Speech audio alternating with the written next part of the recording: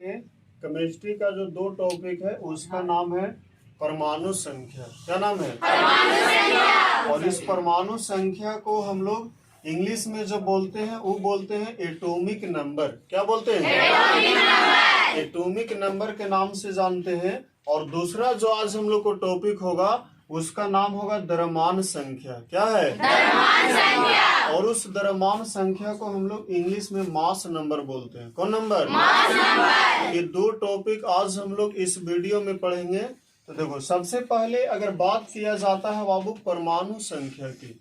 कौन संख्या की? परमाणु संख्या की। देखो, परमाणु संख्या की अगर बात किया जाए तो एक चीज याद रखना। ऐसे तो हम लोग परमाणु संख्या का यही डिफिनेशन देते हैं कि किसी भी, कहने का मतलब किसी भी अगर कोई भी परमाणु है तो उसके नाभिक में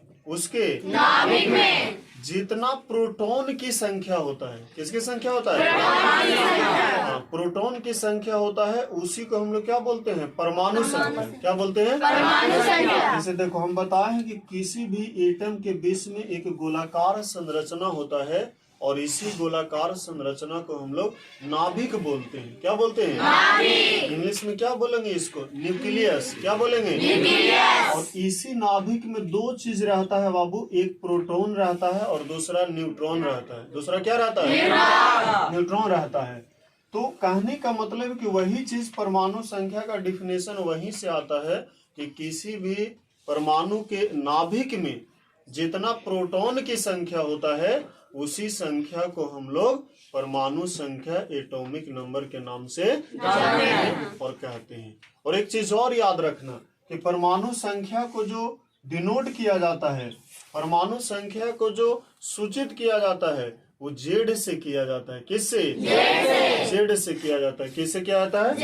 जेड से। और याद रखना बाबू कि जेड जो परमाणु संख्या जो होता है, क्योंकि डिफिनेशन से ही निकला है कि परमाणु संख्या वही होगा जितना उसमें प्रोटॉन की संख्या होगा। किसकी संख्या? प्रोटॉन की संख्या। हम कह सकते हैं कि परमाणु संख्या जो है वो बराबर होता है केकर? प्रोटॉन संख्या के। किसके बराबर होता है? प्रोटॉन की संख्या। और पीछे हम लोग पढ़ के आए हैं कि प्रोटॉन की संख्या बराबर होता है इलेक्ट्रॉन की संख्या के। किसके संख्या के?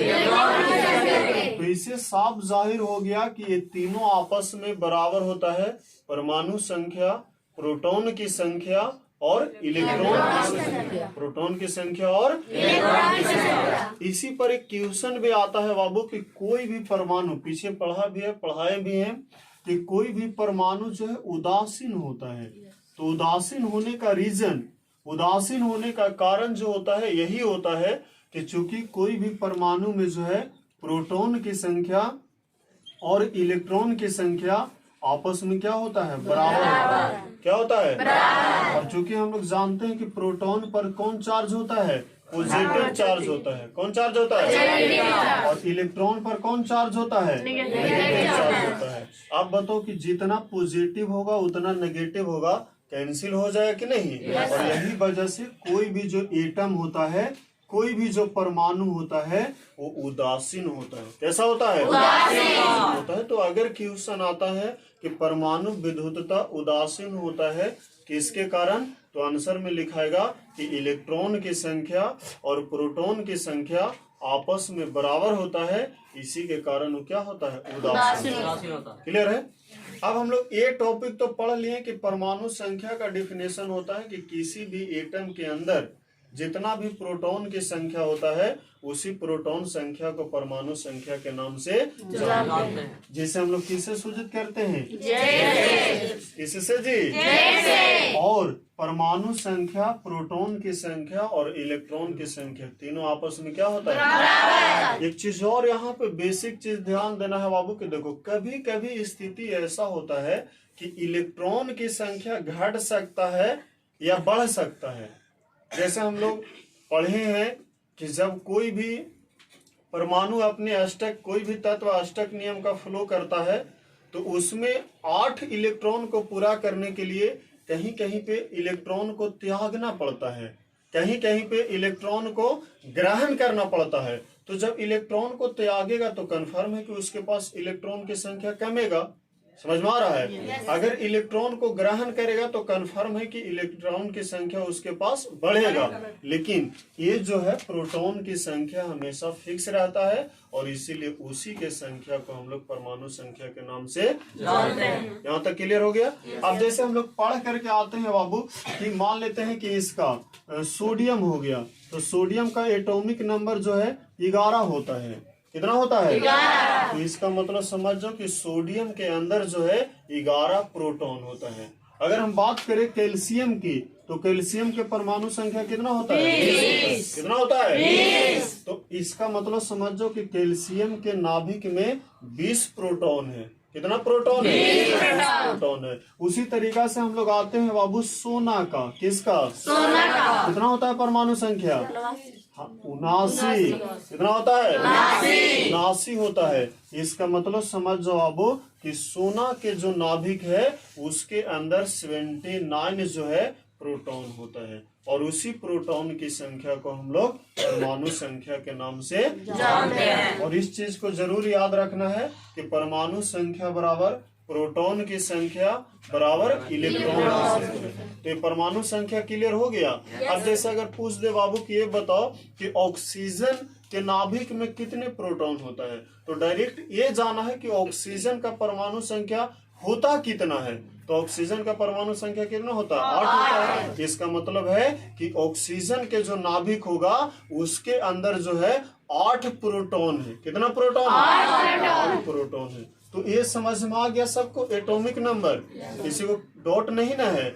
अब जो दूसरा टॉपिक है बाबू हम लोग को, उसका नाम है द्रव्यमान संख्या। कौन संख्या? द्रव्यमान संख्या। और इस द्रव्यमान संख्या को इंग्लिश में क्या बोलते हैं? Mass number. कौन नंबर? Mass number. देखो द्रव्यमान संख्या किसे कहते हैं? ऐसे तो सीधा याद रखना कि द्रव्यमान संख्या होता है कि किसी भी परमाणु के या किसी भी तत्व के जो नाभिक में प्रोटॉन की संख्या होता है और न्यूट्रॉन की संख्या होता है, ये दोनों के जोगफल को ही हम लोग कौन संख्या बोलते हैं?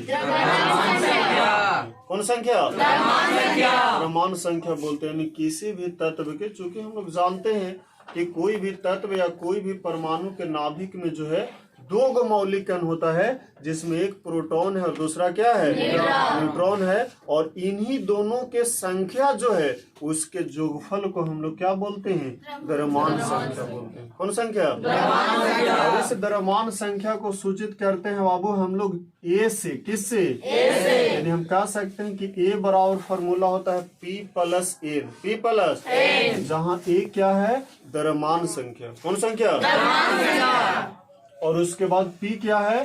प्रोटॉन की संख्या। किसकी संख्या? उसके बाद जो है N क्या है? न्यूट्रॉन की संख्या। किसकी संख्या? न्यूट्रॉन की संख्या। तो इस तरह से याद रखना है किसका डिफिनेशन? द्रव्यमान संख्या का। किसका? द्रव्यमान संख्या। किसी भी तत्व के नाभिक में उपस्थित प्रोटॉन की संख्या और न्यूट्रॉन की संख्या के जोगफल को हम लोग द्रव्यमान संख्या के नाम से जानते हैं, जिसे ए से सूचित करते हैं। और ए बराबर फॉर्मूला होता है P+N।